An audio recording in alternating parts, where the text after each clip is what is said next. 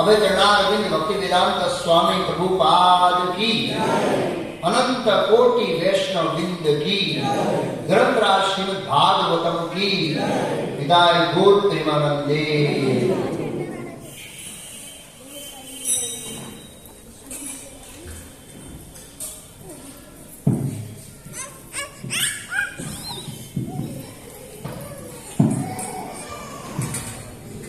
ओम नमो भगवते वासुदेवाय।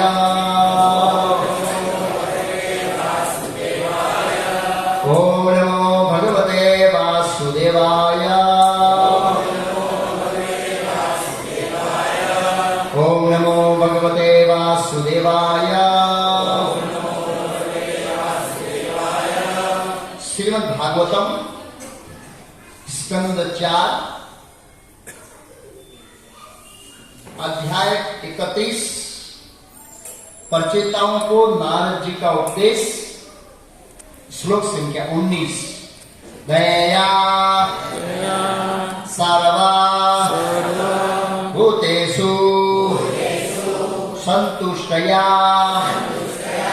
येन येन वा सर्व इंद्रिय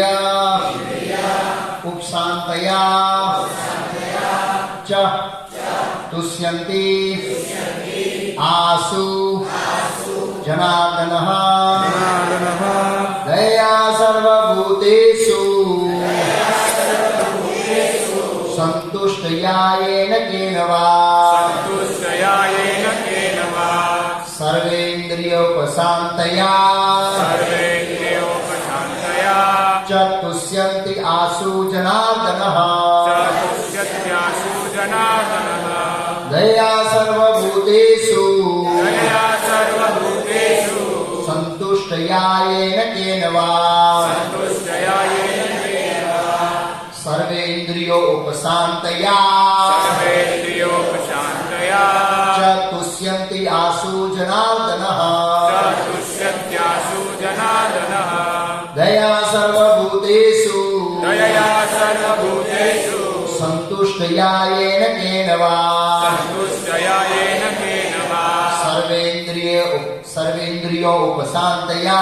सर्वेन्द्रियोपशान्तया च तुष्यन्ति आसु जनार्दनः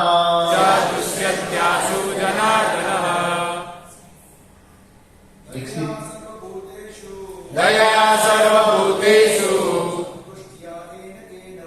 संतुष्टयायेन केन वा सर्वेन्द्रियोपशान्त्या च तुष्यत्यासु जनार्दनः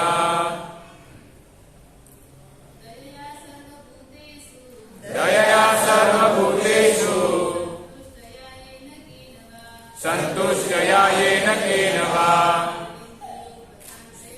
सर्वेन्द्रियोपशान्तया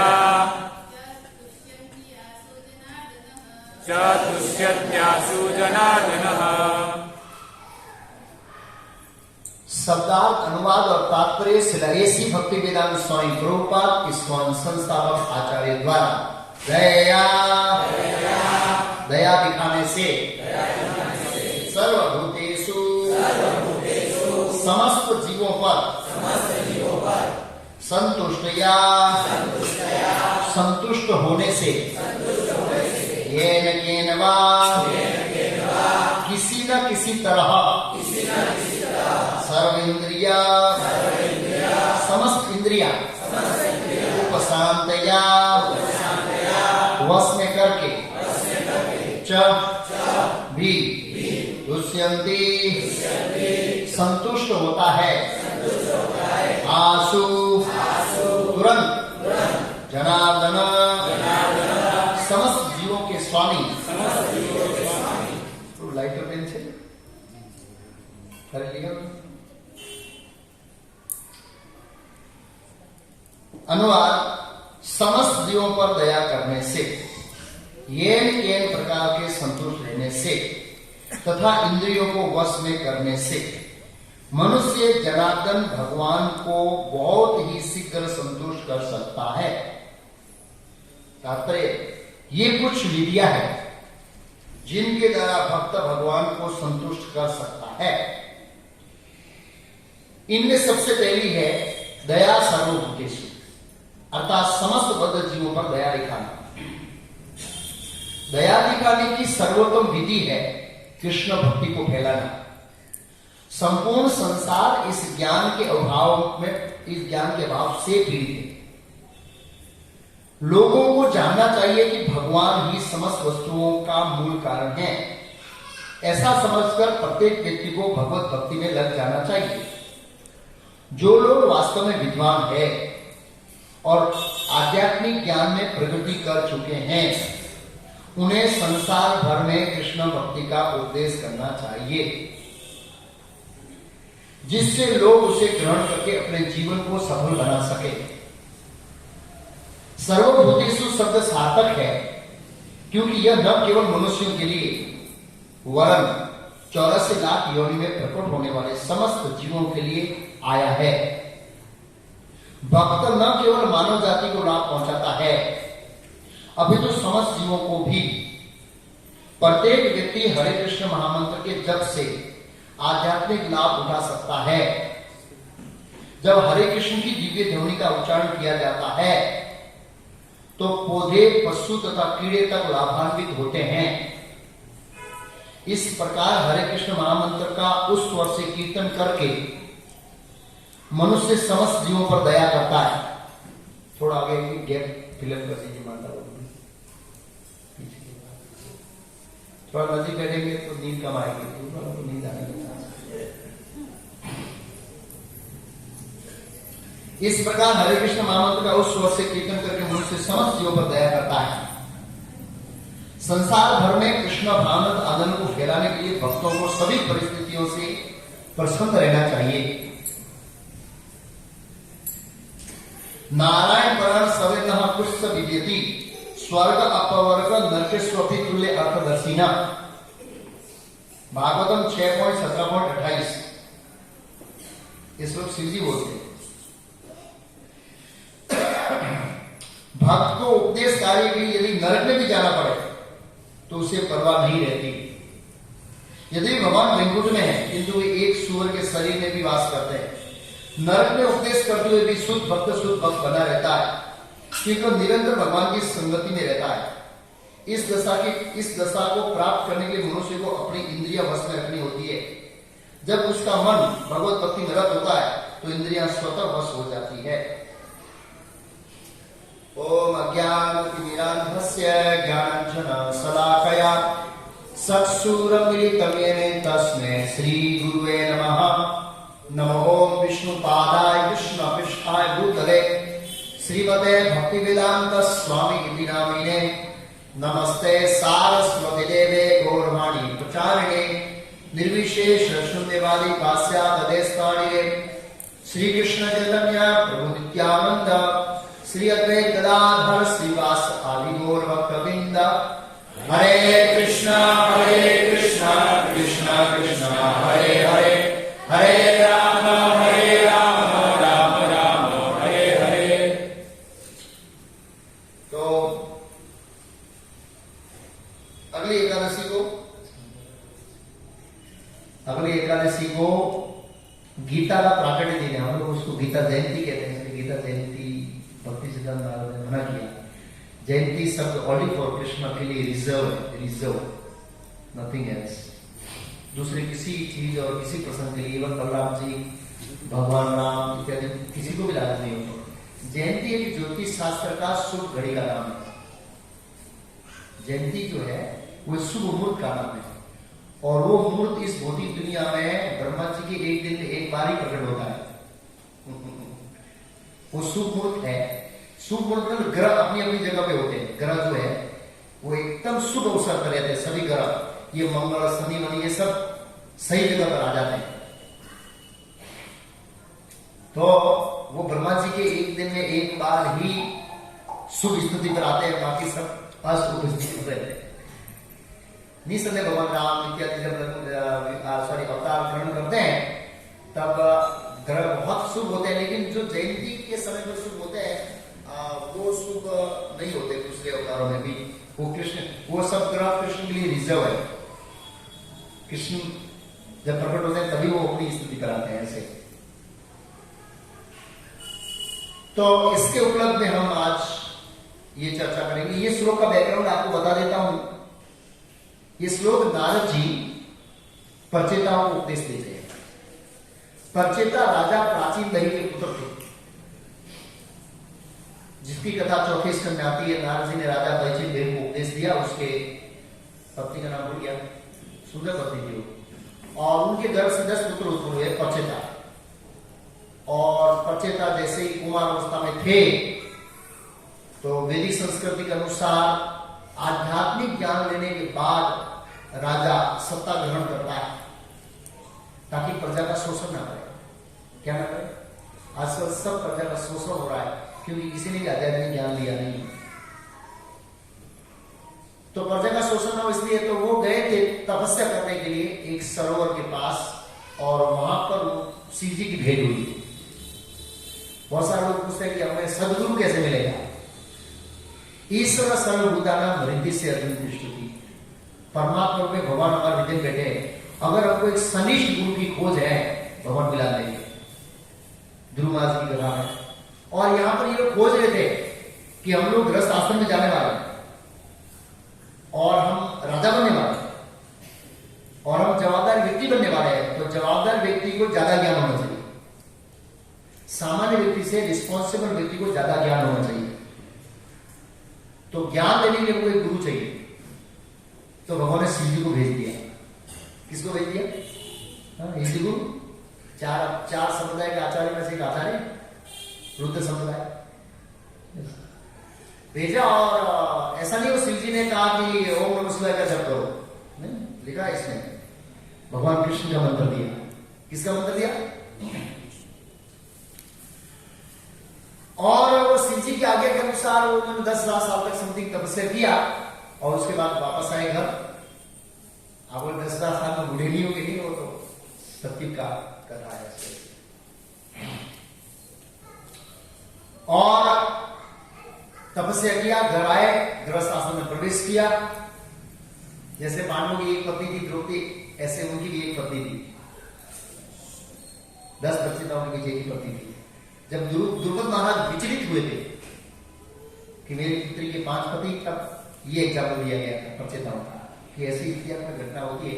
सरकम ट्रांसफर एक परिस्थिति के अनुसार ऐसा होता है, इसको स्वीकारिए। और व्यासदेव ने बोला आइए मैं ऑथोराइज करता हूं इस विवाह को, बस। और व्यासदेव जब ऑथोराइज कर दिया तो किसी का मजा नहीं है कि नकार, वो तो वैदिक साहित्य के लेखक प्रमाणित कर दिया। व्यासदेव गए उस विवाह, सॉरी व्यासदेव उपस्थित थे उस विवाह में। पांडवों के विवाह व्यासदेव उपस्थित थे, सामान्य विवाह नहीं था। तो प्रचेताओं ने गृहस्थ आश्रम में प्रवेश किया और जब वानप्रस्थ का समय आया तब लोग ये फिर से निकले और अब उनको भगवत प्राप्ति के लिए ज्ञान चाहिए था।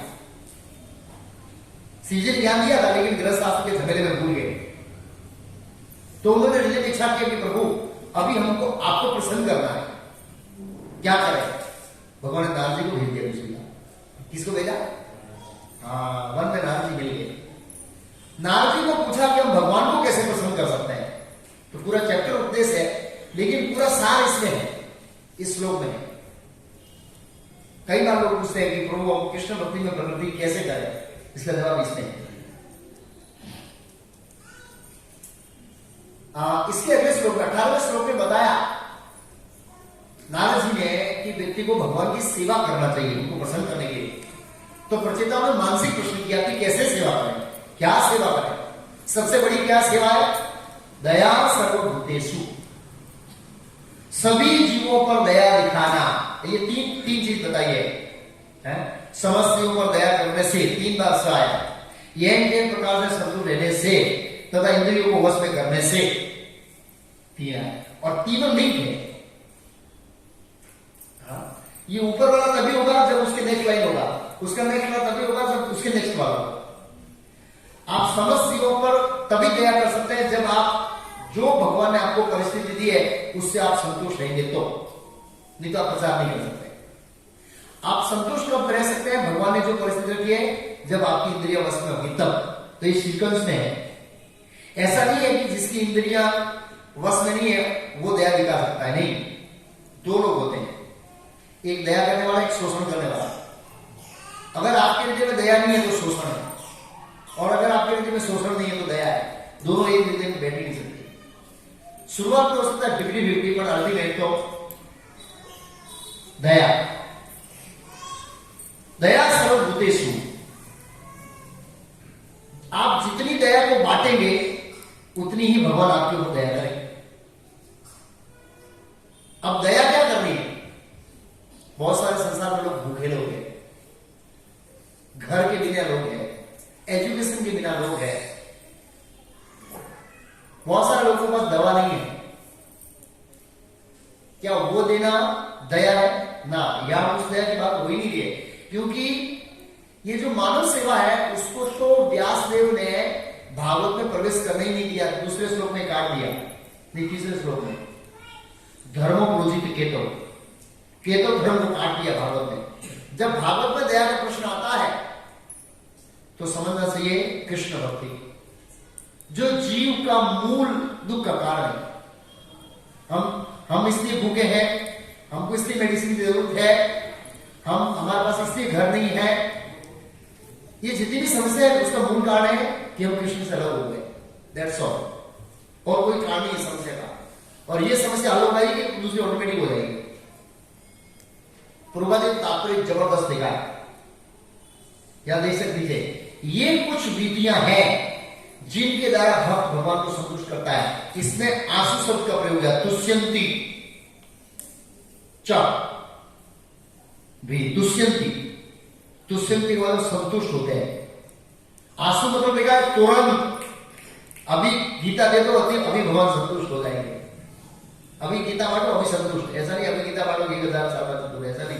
तुरंत लिखा है जनार्दन। जनार्दन का दो अर्थ बताया है। जनार्दन में जीवों के पालन पोषण करने वाले भगवान, वो जनार्दन है। तो प्रभुपाद जी कहते ये कुछ विधियां हैं, ये तीनों विधियां हैं, लेकिन दो विधियों को फॉलो, एक विधि को फॉलो करने से दूसरी विधि पर आएंगे, दूसरी विधि पर ये कुछ विधियां, मतलब बहुवचन लिखा है, एक ही विधि नहीं है, उसके नीचे की 2 लाइन भी है, लेकिन वो 2 लाइन करेंगे तो दया सर्व उद्देश्य पर आएंगे। जब तक व्यक्ति की इंद्रियां संतुष्ट नहीं है, वो कैसी भी परिस्थिति भगवान दे उसकी स्थिति नहीं रह सकता। मैं प्रभुपाद जी लीला में पढ़ रहा था, प्रभुपाद जी बावरी में थे डेविड के साथ, जैसे अभी 1 घंटा बढ़ गया है। तो वहां पर कैरोल नाम का व्यक्ति गया, कैरोल, उसका निश्चित नाम क्या है पता नहीं है, कैरोल। उसने देखा कि प्रभुपाद जी का जो उपदेश है, उनका जो मिशन है उनके जीवन में, उसकी प्रधानता ज्यादा है और व्यक्तिगत सुख सुविधाओं की प्रधानता कम है। दूसरे जितने भी स्वामी देखे वो सुख सुविधाओं की प्रधानता ज्यादा थी, और जो उनका मिशन है प्रचार करना, उनकी प्रधानता क्या थी? प्रभुपाद जी उल्टा था। प्रभुपाद जी को जो अपने मिशन था कृष्ण भक्ति का प्रचार, उसकी प्रधानता ज्यादा थी। अपनी सुख सुविधाओं के लिए प्रभुपाद जी कितना वो नहीं था। भगवान जो स्थिति में रखे वो रहने के लिए प्रभुपाद तैयार थे, लेकिन उनको प्रचार करना। तो कब प्रभुपाद जी जो भगवान स्थिति में रखे उस स्थिति में रहे, और प्रभुपाद जी रहे। आप प्रभुपाद लीला में पढ़ेंगे तो प्रभुपाद जी ऐसे ऐसे रहे, आंख में पानी आ जाएगा, ऐसी स्थिति में रहे। एक भगवान के शुद्ध भक्त, आध्यात्मिक जगत, भगवान के राजदूत, भगवान के सखा, है ना। और इनकी स्थिति, दिव्य स्थिति में कुछ भी नहीं। एक बार प्रभुपाद जी बोले, कोई डिस्कशन हो रहा था राजा के बारे में, राजा मेरे सामने राजा कुछ भी नहीं है, ऐसे बात सही है। प्रभुपाद जी भगवान कैसे कहा, उसके सामने राजा क्या चाहिए, कुछ भी नहीं। प्रभुपाद जी तिलक कर रहे, राजा वो मेरे सामने कुछ भी नहीं है। और उनका तो बॉडी लैंग्वेज था, ऐसा लग रहा है वो राजा एक बच्चे के समान है प्रभुपाद जी सामने। लेकिन फिर भी भक्त, कई बार भगवान अपने भक्ति परीक्षा लेते हैं, जबरदस्त परीक्षा। अभी लाख पहले क्या प्रकार आया, मेरे को छोड़ने का मन नहीं हुआ था, भगवान ने प्रभुपाद जी को जबरदस्त परीक्षा लिया। परीक्षा ऐसा दिया कि प्रभुपाद जी डेविड के साथ रह रहे थे, और डेविड को वो जर्स गांजा लेने की आदत थी, और एक दिन लेकर आया, ज्यादा ही चढ़ गई तो प्रभुपाद सामने ऐसे कर रहा, प्रभुपाद जी सामने, प्रभुपाद जी रूम छोड़ के नीचे निकल गए। कहां जाना है, कोई ठिकाना नहीं, कोई रहने की जगह नहीं है, और प्रभुपाद जी वापस तो इस रूम में आना ही नहीं चाहते थे। रोड पे चलते प्रभुपाद जी ऐसे वॉकिंग कर रहे, जा रहे कहां जाए कोई पता नहीं, शाम को कहां सोएंगे कोई ठिकाना नहीं। आप सोचिए, फिर प्रभुपाद जी, उसमें लिखा ससुर महाराज जी, प्रभुपाद जी भगवान प्रभुपाद जी परीक्षा लेते। आप सोचिए, एक महान आचार्य को इतना संकट में डाल रहे भगवान नहीं हुआ, सोच लीजिए। तो उसको काल करके एक लड़का याद है, काल और युवा दोनों पत्नी आते थे वहां पर कभी कभी, उनके घर प्रभुपाद जी गए, उनको फोन किया। प्रभुपाद जी उस रूम में वापस नहीं गए, लेकिन प्रभुपाद जी काल को भेजा, काल तो तुम लिया वो सामान, प्रभुपाद जी का सामान लेके वहां आए। कुछ दिन रहे, लेकिन उनकी पत्नी इतनी फेवर नहीं थी, तो 1 सप्ताह के बाद प्रभुपाद जी को लगा कि यहाँ नहीं रहना चाहिए, वो लोग अपसेट हो रहे मेरे लिए, दूसरा जगह ढूंढोगे। कौन सी जगह ढूंढेगा, 9:30 बजे पता लगेगा प्रभुपाद जी कहाँ गए। ओके, तो मैं कह रहा हूँ प्रभुपाद जी प्रसन्न थे अपनी जगह में, जो भगवान ने पैसे दिया प्रसन्न थे, लेकिन अपनी भौतिक सुविधाओं के लिए प्रभुपाद जी का कोई उद्देश्य नहीं था कि मेरे पास सिक्योरिटी है। कब प्रभुपाद जी की इंद्रियां सही नहीं थी। बच्चे लोग प्लीज, हरि बोल बच्चे,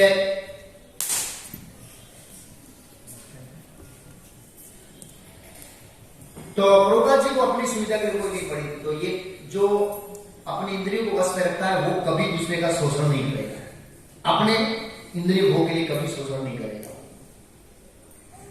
और जब आपकी इंद्रिया संयमित है तो भगवान आपको जो परिस्थिति में रखेंगे उस परिस्थिति में आप रह सकते हैं। और जब आप उस स्थिति में आएंगे तब आप दूसरों को दया दिखा सकते हैं, नहीं तो आप दया नहीं करेंगे, आप दूसरों का क्या करेंगे, शोषण करेंगे, दान लेंगे दूसरों से, ठाट मार से लेंगे, और हमारा प्रचार हम नहीं करेंगे। सब आप लोग देखते हैं, संसार के अंदर देखते हैं, बहुत महत्वपूर्ण है। तो भगवान को प्रसन्न करना ही हमारे जीवन का लक्ष्य है। और इसमें लिखा है तुष्यंति आसु जाना, भगवान बड़े प्रसन्न होते हैं। प्रभुपाद ने इसका तात्पर्य जोरदार लिखा है, हम पॉइंट टू पॉइंट पढ़ते जाएंगे, समझते जाएंगे। ये कुछ विधियां जिनके द्वारा भगवान भक्त भगवान को संतुष्ट कर सकता है, और जब भगवान संतुष्ट तो हम संतुष्ट। जब तक भगवान संतुष्ट नहीं होंगे हमारे कार्य से, हम संतुष्ट नहीं होंगे। उसका उदाहरण वेद व्यास है। वेद व्यास ने 17 पुराण लिखा, 4 वेद लिखा, वेदांत सूत्र लिखा, और जो कम बुद्धिमान है उनके लिए महाभारत लिखा। फिर भी वेद व्यास का हृदय संतुष्ट नहीं था। क्यों? क्योंकि वो जो साहित्य लिखा उसको पढ़कर कोई भी व्यक्ति भगवान कृष्ण को संतुष्ट नहीं करेगा, क्योंकि वो वैदिक साहित्य का धर्म अर्थ काम मोक्ष तक ही सीमित था, शुद्ध भक्ति का कॉन्सेप्ट नहीं था। इसलिए वो समस्त वैदिक साहित्य पढ़कर भी कोई भी जीव शुद्ध भक्त नहीं बनेगा, और जब तक वो शुद्ध भक्त नहीं बनेगा भगवान को संतुष्ट नहीं करेगा, वो संतुष्ट नहीं होगा। इसलिए भगवान संतुष्ट नहीं हुए वेद व्यास के कार्यों से, इसलिए वेद व्यास खुद असंतुष्ट है। तो प्रभुपाद जी उसमें लिखते हैं श्रीमद् भागवतम के प्रथम स्कंद के 4थे अध्याय, नारद जी का प्राकट्य नाम का 4था अध्याय, कि वेद व्यास के कार्यों से भगवान प्रसन्न नहीं हुए, इसलिए स्वयं वेद व्यास असंतुष्ट है। हम देखते कई बार सेवा करके बड़ी प्रसन्नता होती है, और फिर कई बार होती है सेवा अच्छी तरह से करते फिर भी प्रसन्नता नहीं होती है। आपको देखना संतुष्ट नहीं होते। क्यों पता है? क्योंकि सेवा के साथ साथ हमारा एटीट्यूड बहुत जरूरी है। किस भावना में कर रहे हैं? अगर हमारी भावना सही है तो हम भले छोटी सेवा करें, भगवान प्रसन्न होंगे। तो सही एटीट्यूड क्या है? भगवान को प्रसन्न करने के लिए। वो समझने में टॉपिक समय लगेगा, लेकिन विजन है कि भगवान को प्रसन्न करने की जरूरत करते हैं तो भगवान संतुष्ट होते हैं। भगवान संतुष्ट होते हैं, हमारा ऑटोमेटिक हृदय क्या हो जाएगा? संतुष्ट हो जाएगा। तो सबसे पहली विधि है, सबसे पहली विधि है दया सर्वभूतेषु प्रसादः। तो मैं ये कहता, भगवान संतुष्ट हम संतुष्ट, भगवान असंतुष्ट हम असंतुष्ट। भगवान असंतुष्ट में तो हमारे तरह खिन नहीं बैठते, ऐसे खिन नहीं होते। भगवान तो आत्मा अपने आनंद घन है, वो तो ऐसे भी संतुष्ट है, लेकिन हमारे कार्यों से संतुष्ट होंगे तब हम संतुष्ट होंगे। ये हमारा बंधारण, कॉन्स्टिट्यूशनल पोजीशन है हमारी, स्वाभाविक स्थिति है हमारी।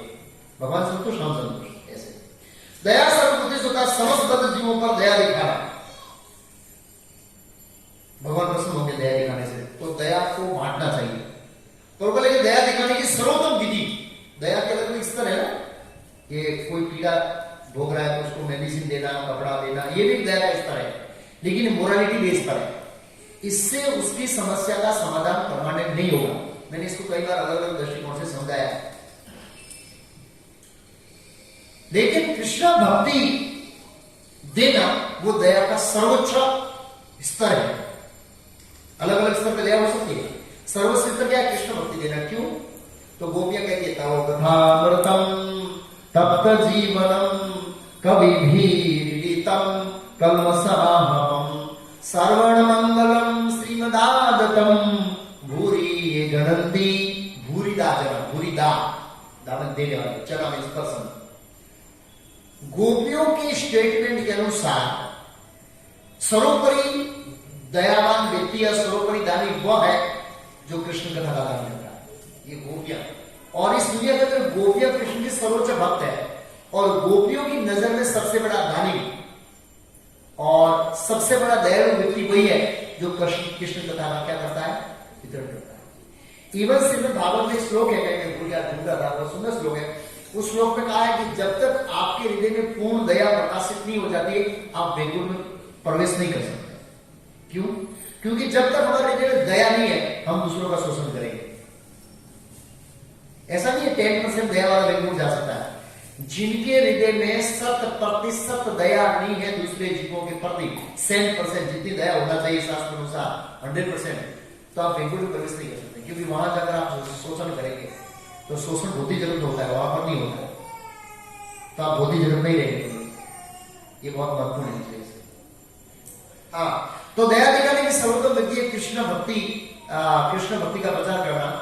और कृष्ण भक्ति का प्रचार में सबसे पहले प्रभुपाद जी ने ये कहा है, प्रचार की सर्वोत्तम विधि है लोगों को क्या पहुंचाना, भगवत गीता यथारूप पहुंचाना लोगों को।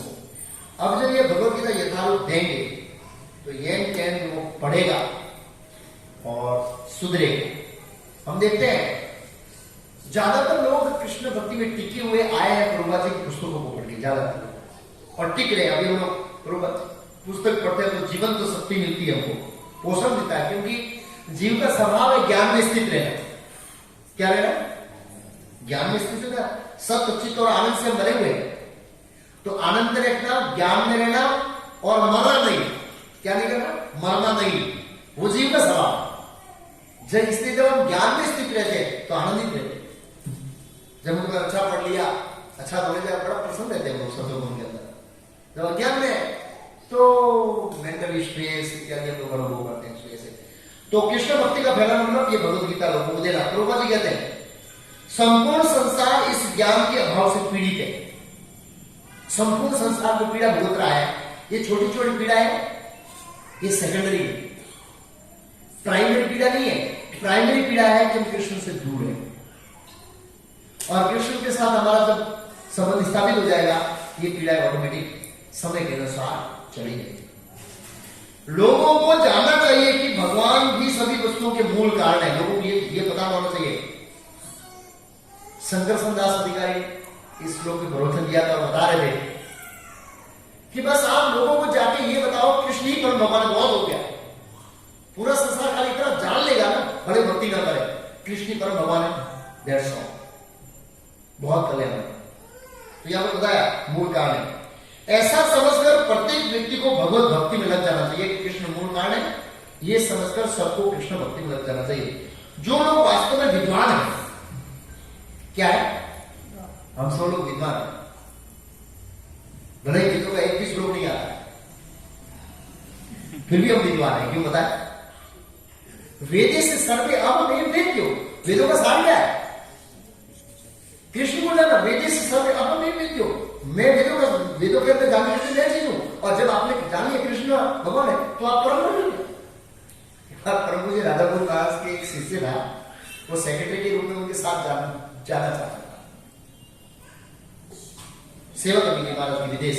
तो वहां पर वो ये वीजा वाले इंटरव्यू लेते हैं, तो उनको क्यों जा रहे हैं पंडित जी? पंडित जी बोला वेदों का प्रचार करने के लिए। अच्छा, वेदों का प्रचार, श्लोक बोलो वेदों का। नमो विष्णु पादाय कृष्ण पृष्ठाय भूतले श्रीमते भक्ति वेदांत स्वामी सीतामते नमस्ते सरस्वती देवे गौरवाणी प्रचारणे निर्विशेष शून्यवादी पाश्चात्य देशधानी प्लस सिक्का दिए। अब उसको पता ही नहीं कि प्रभुपाद जी का प्रचार, अब उसको क्या पता है वेदों का श्लोक? बोलो कोई वेदों का श्लोक बोलो तो प्रभुपाद जी को पढ़ना मंत्र बोल दे, क्या पता है?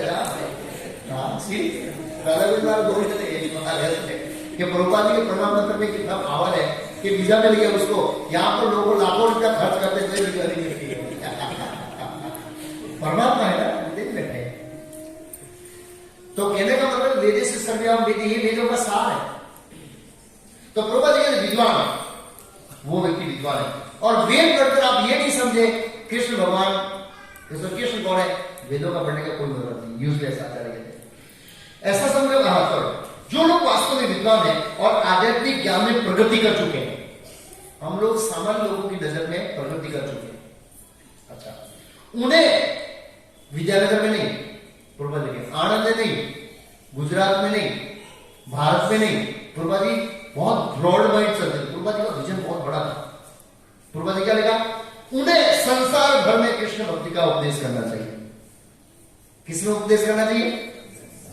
संसार भर में, विद्यानगर में नहीं, आनंद में नहीं, गुजरात में नहीं, भरूच में नहीं, नवसारी में नहीं, जितना विजन बढ़ा दो। प्रभा जी के एक शब्द किया प्रचार करना चाहिए जिससे लोग ग्रहण करके अपने जीवन को सफल बना सके। ये जीवन की सफलता है। फ्लैट ले लेते सोचते जीवन सफल हो गया, शादी हो गया तो जीवन सफल हो गया, एक नैनो कार आ गई तो जीवन सफल हो गया। नहीं, ये सफलता नहीं है। सफलता है आध्यात्मिक जीवन में उन्नति करना, वो सफलता है। अब यहां पर तो लिखा है ना कि जो लोग विद्वान हैं और आध्यात्मिक ज्ञान में प्रगति कर सके उनके कर्तव्य के बारे में प्रभुपाद जी एक जगह अच्छा बताते हैं।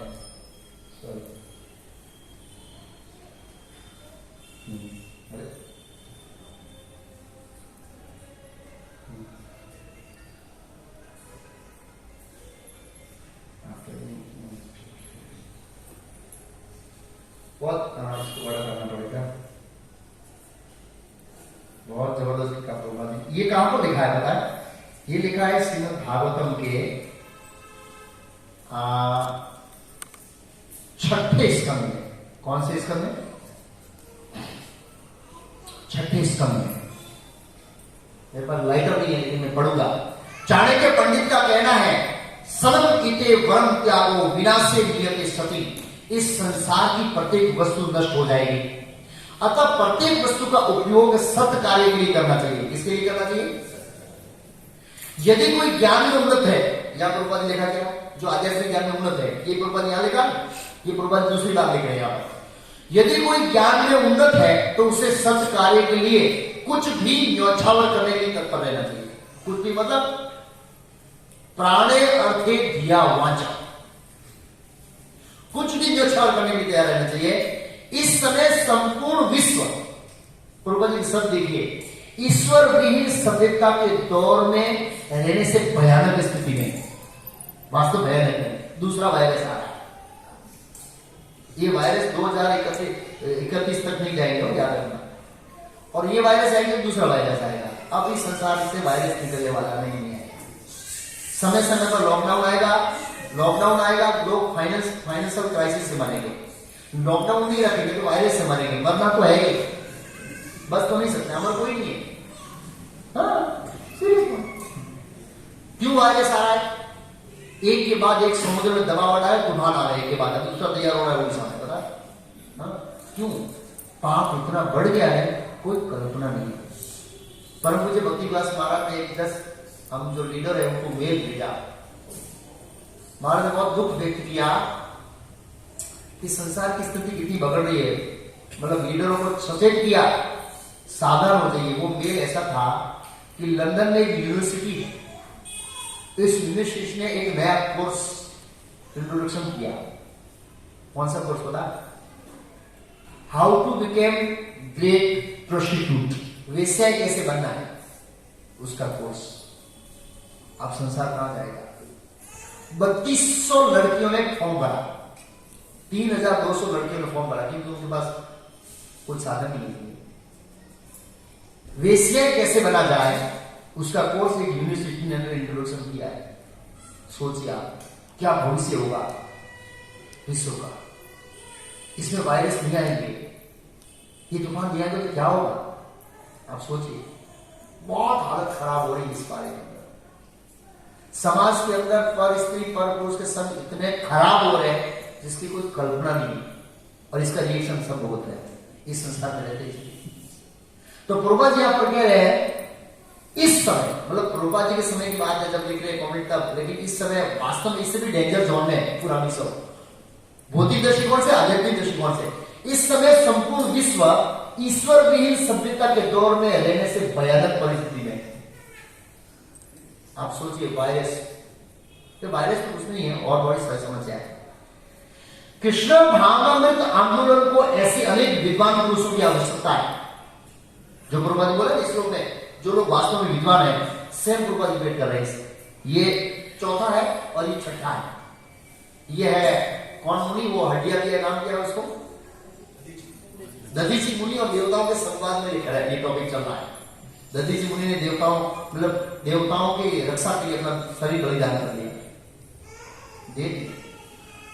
और दधीची मुनि बोले हालांकि भगवान विष्णु की मांगे तो भी जीव शरीर नहीं देगा, इतना प्यारा शरीर होता है। भगवान विष्णु तो सर्वोपरि है, वो तो सभी आत्मा का आत्मा, फिर भी कोई उनको शरीर नहीं देगा, फिर भी आपको दूंगा ऐसे जो भी। कृष्ण भावनात्मक आंदोलन को ऐसे अनेक विद्वान पुरुषों की आवश्यकता है जो ईश्वर की चेतना या भक्ति को संपूर्ण जगत में पुनर्जीवित करने के लिए आत्मा बलिदान कर सके। आत्मा बलिदान मतलब क्या? बलि महाराज ने कौन सी भक्ति किया? आत्मा बलिदान, संपूर्ण जगत शरणागति, सर्वधर्मान परित्यज्य, जीवन समर्पण कर देना है दूसरे जीवों के हित के लिए। इसलिए अतः हम समस्त विद्वान पुरुषों तथा आगे क्या लिखा? पुरुषों तथा स्त्रियों, माताओं का भी रोल बहुत महत्वपूर्ण है। ऐसे नहीं खाली पुरुष विद्वान हो सकते हैं, वैदिक समाज के अंदर बहुत माताएं विद्वान थी। कुंती महारानी, माता द्रौपदी, बहुत बड़ा रोल है। प्रभुपाद जी के समय में बहुत सारी माताओं ने योगदान दिया था प्रचार में। हम समस्त प्रभुपाद जी दोनों को विद्वान कहा है। अतः हम विद्वान का मतलब है ये समझे कि कृष्ण परम भगवान है, और फिर कृष्ण भावना में स्त्री पुरुष दोनों का रोल है। प्रसाद बनाने का रोल तो माताओं का है, जितना एक व्यक्ति का प्रसाद बनेगा उतना ही जीवों का शुद्धिकरण होता है। अतः हम समस्त विद्वान पुरुषों को इस कृष्ण भावना आंदोलन में सम्मिलित होने एवं मानव समाज में भगवत भावताओं को पुनर्जीवित करने हेतु आत्मा बलिदान करने के आह्वान करते हैं। तो वास्तव में हम विद्वान हैं तो अपने जीवन को झोंक देना चाहिए कृष्ण भक्ति के प्रचार के लिए, क्योंकि समाज में लोग दुख भुगत रहे इस अज्ञान के कारण, कृष्ण भावना के अभाव के कारण। प्रभुपाद में हम आह्वान करते हैं। बहुत जबरदस्त पॉइंट बताया यहाँ पर प्रभुपाद जी के अंदर। प्रभुपाद जी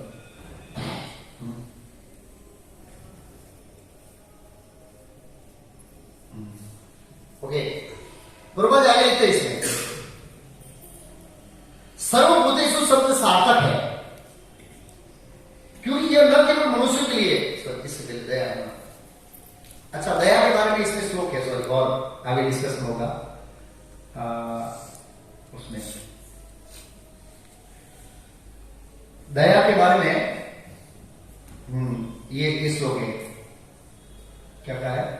ये श्लोक बोलते हैं दधीचि मुनि, यो अध्रुवेण आत्मना नाथा न धर्म न यश कुमान यते भूत दया या सोच स्थावे अभी।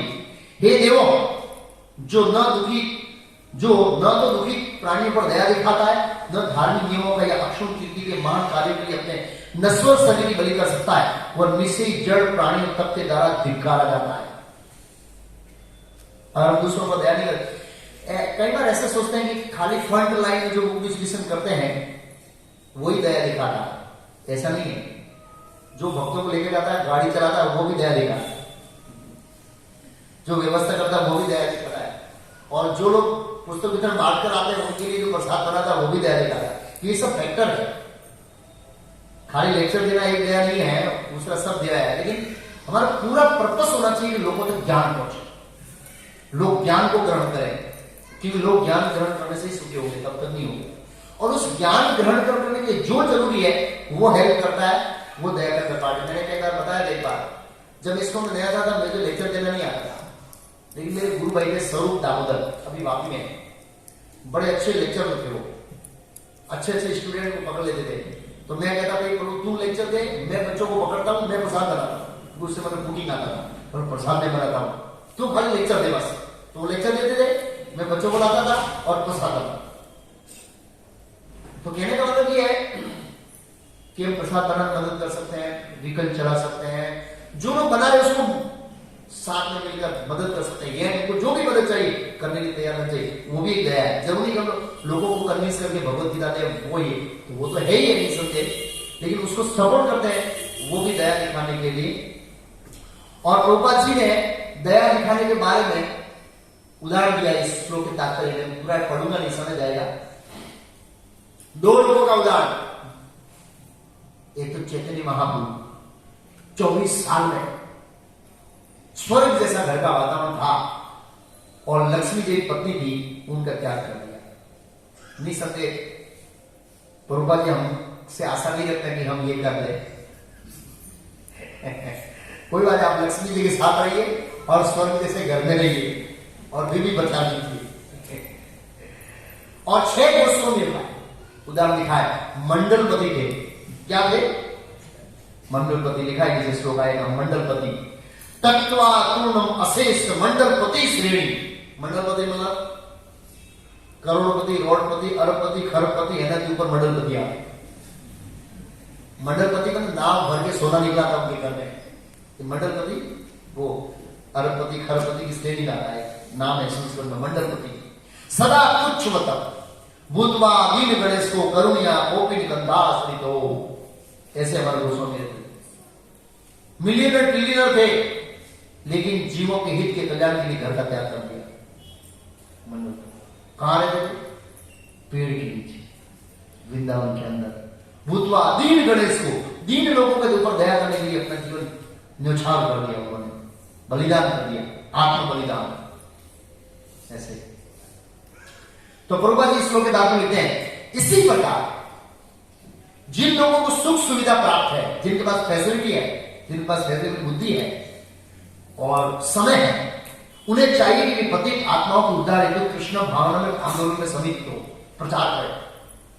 भूत दया माया में भ्रम दई के सिद्धम तथा दीन गणेश को इन शब्दों से ये साथ मिलता है। इन शब्दों से आपने कहता है, ये सब उन लोगों के लिए जो मानव समाज को उचित ज्ञान तक उठाना चाहते हैं, अत्यंत साथ है। मनुष्य को चाहिए कि चैतन्य महापुरुष है गोस्वामी, उनके पूर्व दधीची मुनि ने देवताओं के कल्याण के लिए, देवताओं की रक्षा के लिए, देवता इस भौतिक जगत का कारोबार संभालते हैं, इसलिए उनकी रक्षा के लिए अपना शरीर का बलिदान कर दिया। तो प्रभुपाद तीनों को इग्नोर किया है। आदेशों का अनुकरण करते हुए कृष्ण भावना में सम्मिलित होना चाहिए।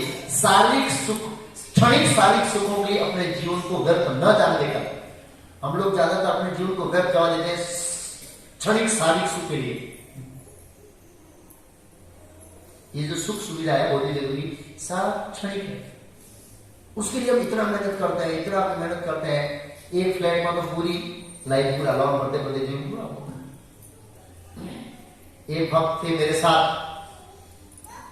मतलब वरुण मैंने बोला आप रेंट पे रह रहे क्या? अपना पूरा रेंट पे, घर लेने बोला नहीं ले रहे। क्यों? फुल टाइम 50 दिन घर लेके क्या करना है? बोलो परिवार का अच्छा कमाता है, डिफेंस ऑफिसर है, अभी क्लास 1 ऑफिसर में आएंगे, इसका उन्हें जो बोला घर क्यों भाड़े पर होगा? बोला घर होगा तो फुल टाइम नहीं आ सकता हूँ प्रजाति में, वो लॉन भरने में चला जाएगा मेरा टाइम।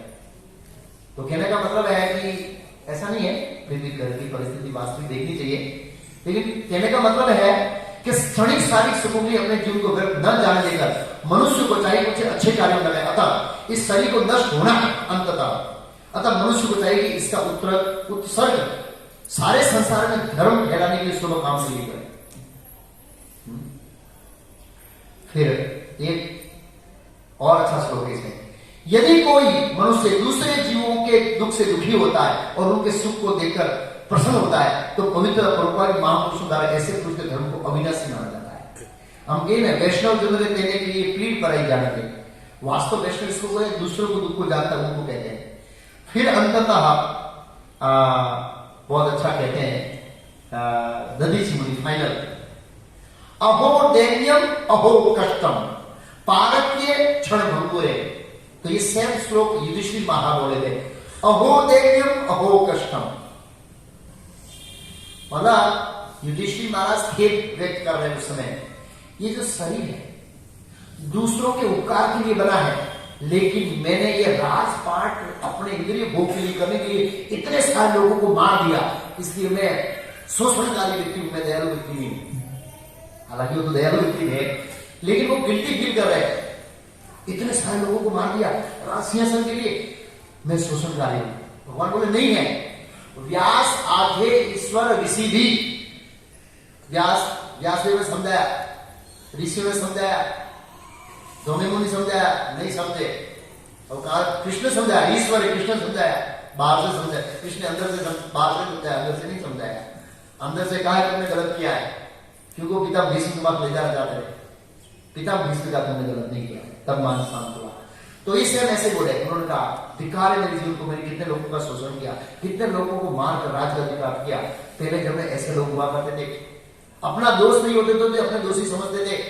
आजकल दोष है तो भी समझते हैं मैं निर्दोष हूं, मैंने किसी का शोषण नहीं किया। पूरे जगत का शोषण कर रहे हैं, पूरे भारत का शोषण कर रहे हैं, फिर भी समझ रहे हैं हम बहुत सज्जन व्यक्ति है, दयालु व्यक्ति है। उल्टा है। अहो दैन्य बहु कष्टम पारके क्षण बंबरे यद उपकुर्याद स्वार्थी नित्यम स्वज्ञाति विग्रह। क्या कहते, बहुत अच्छा कहते हैं, ये शरीर जिसे मृत्यु के पश्चात कुत्ते तथा गिदड़ खाएंगे, मेरे अपने किसी काम का नहीं है। दद्दी जी मुनि बोल रहे हैं, लेकिन वो हम पर लागू, हमारा किसी काम का नहीं है। ये कुछ काल तक ही काम आने वाला है, 60 के बाद काम नहीं आएगा। आप बोले हाथ तो हाथ खड़ा हो जाए, नहीं होगा, सॉरी मैंने आपका 50 साल तक हाथ आगे का मालूम किया, शरीर क्या बोलेगा, अब मैं आगे का मालूम नहीं करूंगा। और किसी भी क्षण नष्ट हो सकता है ये शरीर। कमल दल जल जीवन अटल मल भजवारी बदल के, ये शरीर तथा उसके सभी कुटुंबी तथा संपत्ति परोपकार में लगनी चाहिए। किसमें लगनी चाहिए? अन्यथा ये सब दुख और विपत्ति के कारण बन जाएंगे। अगर हम हमारी संपत्ति परिवार इनको परोपकार में लगे, ये दुख का कारण बनेंगे। कैसे दुख का कारण बनेंगे? मेरी संपत्ति दुख का कारण कैसे बनेगी? लॉजिक तो बदल रही है। इसमें लिखा है कि दद्दी जी ने ऐसे थोड़ी बोला है, ये शरीर तथा इसके सभी कुटुंबी तथा संपत्ति परोपकार में लगनी चाहिए, अन्यथा ये सब दुख एवं विपत्ति के कारण बन जाएंगे। कैसे बनेंगे? जब हम भौतिक संपत्ति का भोग करते हैं, परिवार का भोग करते हैं और इंद्रिय भोग करते हैं, तो इंद्रिय भोग करने का मतलब है आपका आयु काल क्या करना, भौतिक जगत में बढ़ेगा। भौतिक जगत की रहने की जो अंदर अवधि है वो आपकी बढ़ जाएगी, और वो बढ़ने से भौतिक जगत में कोई सुखी नहीं हो सकता। कोरोना में भक्तों भी इफेक्टेड हुए थे, ग्रस्त भी इफेक्टेड हुए। संघ नहीं मिलेगा भक्ति का हाथ लगाएंगे, बराबर? संघ मिलेगा तो भक्ति कर सकते ना। कितने सारे लोग आते, सब गिर गए, एक गिर गए। क्यों गिर गए भाई? संघ नहीं मिला तो साहब। तो भौतिक जगत में रहेंगे, भक्ति इफेक्टेड होंगे, ऐसा नहीं भक्ति इफेक्टेड नहीं होंगे। तो जब हम लक्ष्मी का भोग करते हैं तो उसका एक कर्म का फल जनरेट होता है जो दुख का कारण बनता है, ये उनका कहना है। तो इसलिए मनुष्य जगत की जो सफलता है, ये भगवान कृष्ण कहते हैं 10.22.33 में, भगवान कृष्ण अपने मित्रों से कहते हैं। तो प्रसंग ऐसा है कि भगवान कृष्ण कालिया नाग का ऊपर डांस किया और वो पानी में रहे तो थोड़ा ठंडी लगी। फिर भगवान बाहर निकले, धूप में है तो धूप भी काफी बढ़ गई थी, तो भगवान पेड़ के नीचे बैठे, तो पेड़ ने छाया दिया, तो भगवान ने पेड़ का गुणगान गाया कि मित्रों देखो ये पेड़ का जीवन कैसा है, इसका पूरा जीवन दूसरों के हित के लिए। आपने कभी देखा है आम ने खुद आम खा लिए? जो आम है उसका परिश्रम का फल क्या है? आम, वो बेचारा धूप सहता है, ये सहता है, किसके? ताकि फल लगे ना। पेड़ अपने कर्म का फल खुद नहीं खाता है और हम खाते हैं। पेड़ ने अपना कर्म किया, उसका फल खुद नहीं खाया, निस्वार्थ निष्काम। ऐसे नहीं है वो, भगवान कैसे उस तरह से निष्काम नहीं है वो, ये कहने का भाव ये है। पेड़ अपने फल को नहीं खाता, तो बोला इसकी लकड़ी, इसकी छाया, इसका फल सब कुछ दूसरों के लिए। इसी तरह तो इसका जीवन सफल है, भगवान ने बताया पेड़ का। ऐसे ही मनुष्य जन्म की सफलता क्या है? तो कहते हैं भगवान यहां पर बहुत सुंदर श्लोक है 10.22.1 एताव जन्म साफल्य देहिनाम देहेषु।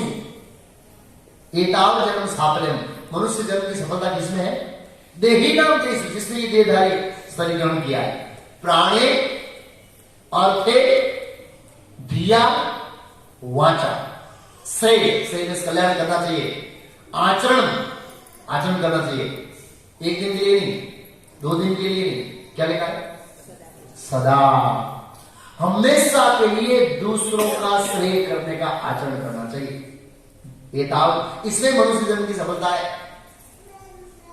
तो बहुत सारे युवा लोग बैठे हैं और ज्यादातर युवा लोग अपने मन में विजन बनाकर बैठे हैं कि हम ये डिग्री प्राप्त करेंगे, फिर ऐसा कमाएंगे, फिर ऐसा जीवन जिएंगे। तो संघर्ष है इस मटेरियल वर्ल्ड के अंदर, इस विजन को फुलफिल करने के लिए बहुत स्ट्रगल। लेकिन वास्तविक हित तो इसमें है कि हम अपना जीवन समर्पित करें दूसरों के लिए, दूसरों को ज्ञान देने के लिए, दूसरों को अज्ञान से तारने के लिए जीवन समर्पित करें। तो प्रभुपाद बोले प्रत्येक जीव का धर्म है कि वे अपने जीवन, तो प्रभुपाद जी ने भगवान ने पहला ऑप्शन क्या दिया है? प्राण दे दो। प्राण देने का मतलब क्या है? ऐसे घीर ले रहा है नहीं, सरेंडर कर दो, फुल टाइम ब्रह्मचारी, फुल टाइम ग्रस्त, प्राण दे दो। ठीक है, कोई परिस्थिति वो नहीं कर सकते। सेकंड ऑप्शन दिया है क्या? अर्थ, धन बहुत जरूर होती है कृष्ण भक्ति के प्रचार में, धन दे दो। धन भी नहीं आपके पास, कोई प्रॉब्लम नहीं। क्या है? बुद्धि। अपनी बुद्धि का इस्तेमाल करो। कैसे मैं जीवों तक कृष्ण भक्ति पहुंचाऊं?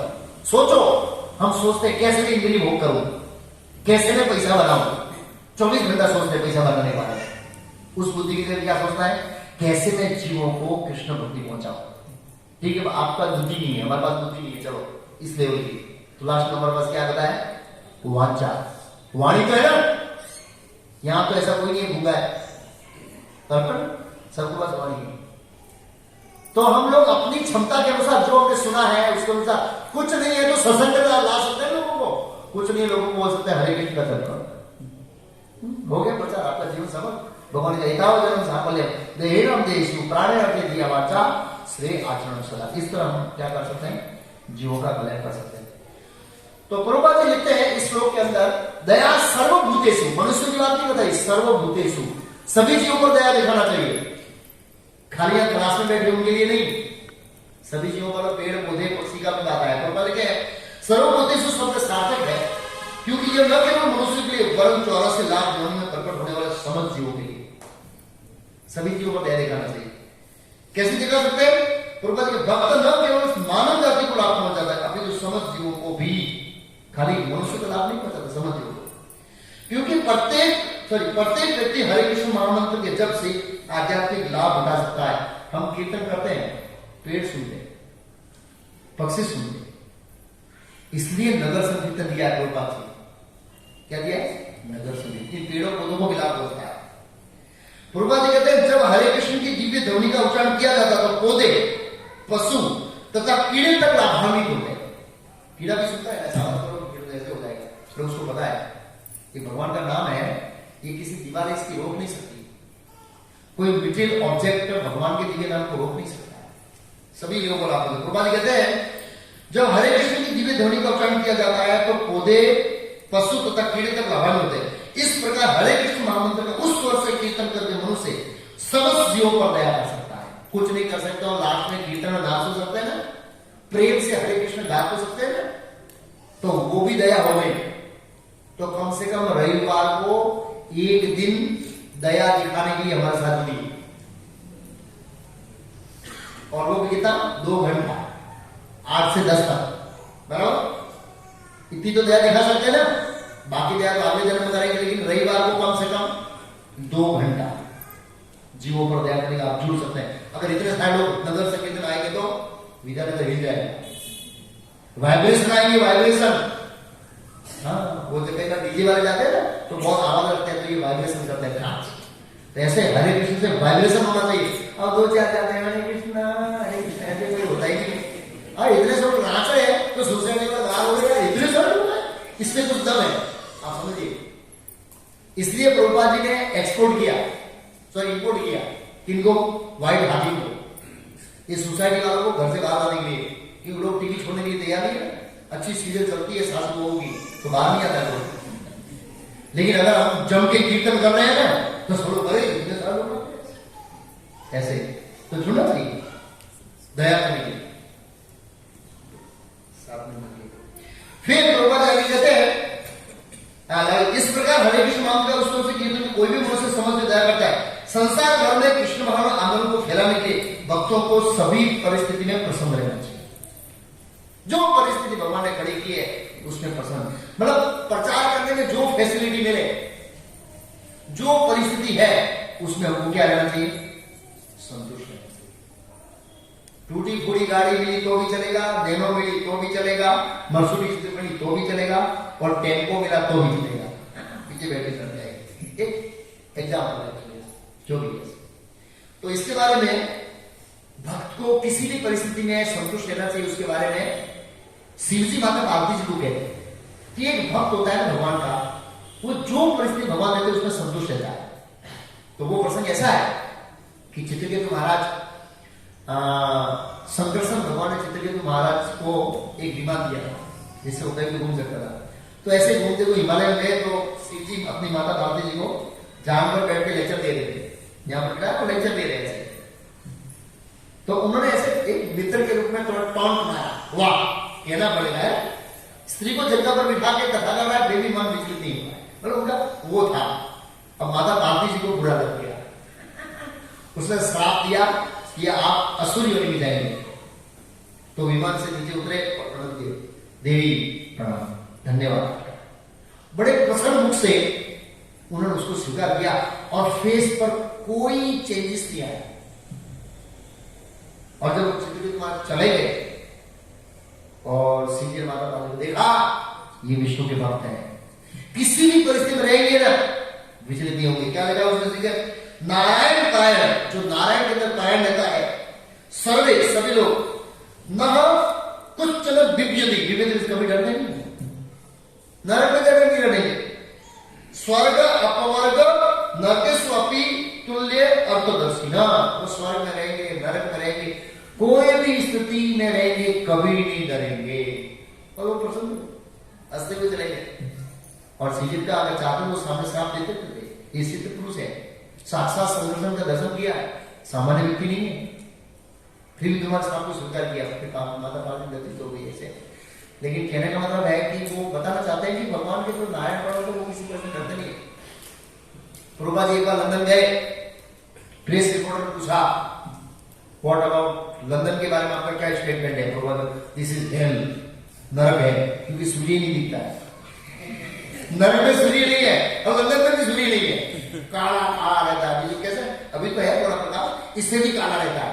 एक भक्त बोले थे कि वो विटामिन D3 मिलता है सूर्य से, डी, तो हम लोग तो बहुत गोलियां खाते विटामिन डी, क्या सूर्य प्रकाश नहीं मिलता। कहीं था और एक भक्त बोला मैं घूमने निकला हूँ गार्डन में, आज क्यों पूरा सूर्य प्रकाश निकला तो प्रकाश ले लेनी, तो गोलियां खानी पड़ती है, बहुत कम सूर्य निकलता लंदन में। अभी तो थोड़ा निकला, पहले बहुत नहीं निकलता था।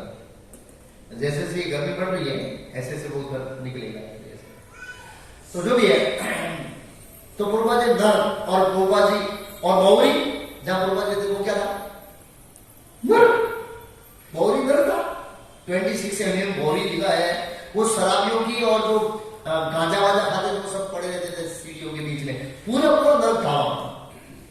उस नर के बीच में भी पूर्वा जी रहे बिना किसी हिचकिचाहट के। क्यों, भगवान याद रखना चाहता है, ये मिलने की और वहां से उन्होंने प्रचार आरंभ किया इस कौन का। आप सोचिए ऐसी परिस्थिति। तो प्रभु लिखे भक्त को उपदेश कार्य के लिए यदि नरक में भी जाना पड़े तो भी उसे परवाह नहीं रहती है। प्रभु जी अमेरिका क्या नरक है, आपको अमेरिका ना देखा है, कुत्ते की तरह रहते हैं, जानवर भी अच्छे हैं। ऐसी परिस्थिति है, बहुत खराब स्थिति बताऊंगा, सचिन आपको बता देगा मेरे लेक्चर में। बहुत तो उसे परवाह नहीं रहती। यदि भी भगवान वैकुंठ में है किंतु एक सुअर के योग शरीर में भी निवास करते हैं। नरक में उपदेश करते हुए भी शुद्ध भक्त बना रहता है। वो नरक की स्थिति, लोग बोले स्वर्ग नरक कहाँ है, स्वर्ग में है यहाँ पर, ये कृष्णा हॉस्पिटल ये नरक का सैंपल है, जाओ ये प्रॉब्लम, लोग रो रहे हैं, सड़े हुए हैं, जल रहे हैं, ये है, सो नहीं देखेंगे बहुत गंभीर परिस्थिति। नित्यानंद गिरधारी को बताया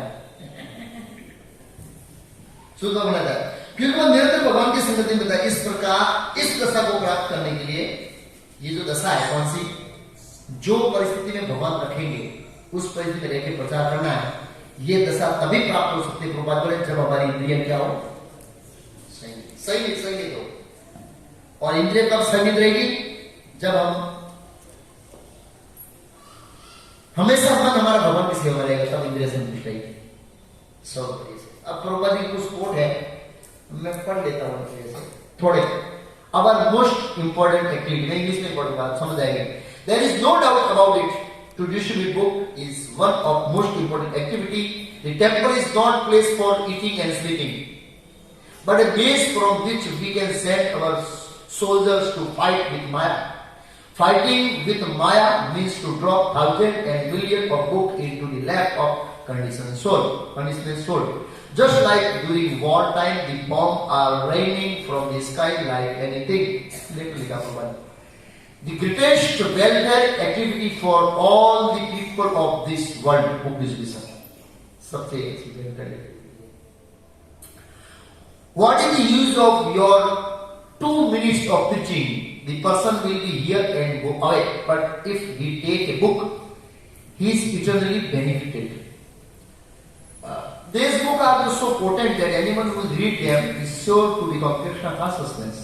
So it is very valuable service to distribute our books. Art of book distribution trained to others. I like to program or sending out your best book distributor to teach the other, दूसरों को सिखाना चाहिए.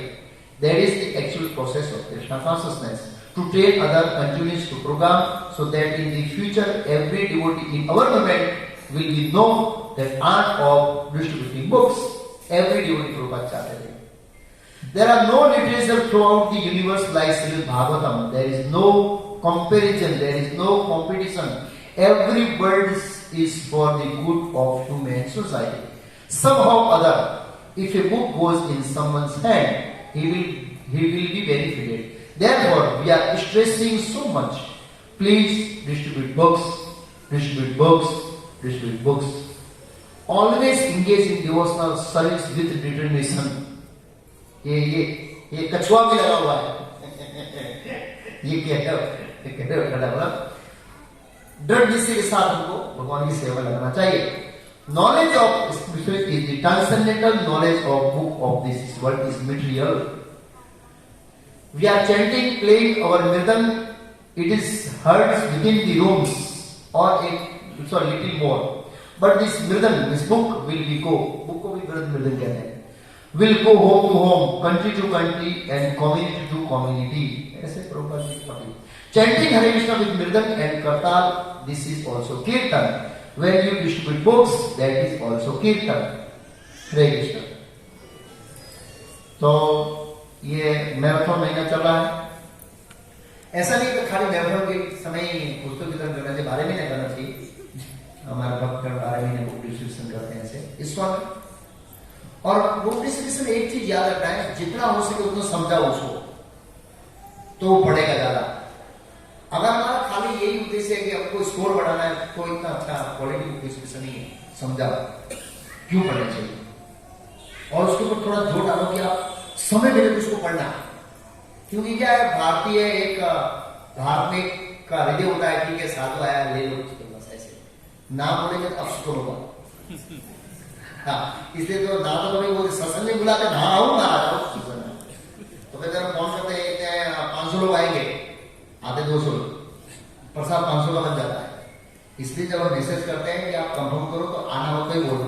ऐसा नहीं कि ना बोलेंगे तो इसको में बुरा लग जाएगा. अभी वो आपका प्रसाद बिगड़ जाएगा, उसका क्या जो भी. तो जो लोग पुस्तक वितरण करते हैं उनको सपोर्ट कर सकते हैं. हम लोग साथ में जा सकते हैं, मदद कर सकते हैं, उनका बैग उठा सकते हैं, बहुत सारी सेवाएं कर सकते हैं. ऐसा नहीं है कि खाली बोलेंगे तो लोग ऐसे.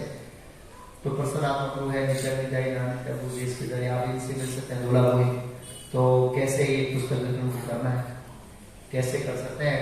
तो हो सके जितना आप क्या करिए, लोगों को समझाइए, समझा के बुक दीजिए. तो पढ़ेगा तो उसका जीवन परिवर्तन होगा. क्योंकि क्या है, लेते तो बहुत है, पढ़ते बहुत है, इसलिए रिजल्ट कम आ रहा है. पढ़ेंगे तो श्योर रिजल्ट आ रहा है. मैं सोच रहा हूँ कमी समय से कैसे जनरल पब्लिक को बुक पढ़ाई जाए. प्रभुपाद जी कुछ आइडिया आए हैं, उसको एप्लीकेशन करना है, लेकिन मेरा प्लानिंग है. क्योंकि एक प्रभुपाद जी के तात्पर्य है, जबरदस्त तात्पर्य है. इसलिए ऐसे व्यक्ति पूरा ऐसे डूब जाएगा कृष्ण भावना में, भगवान को भक्ति के अंदर जीवन सरल कर सकता है, पड़ेगा। हरे कृष्णा। अनाउंसमेंट।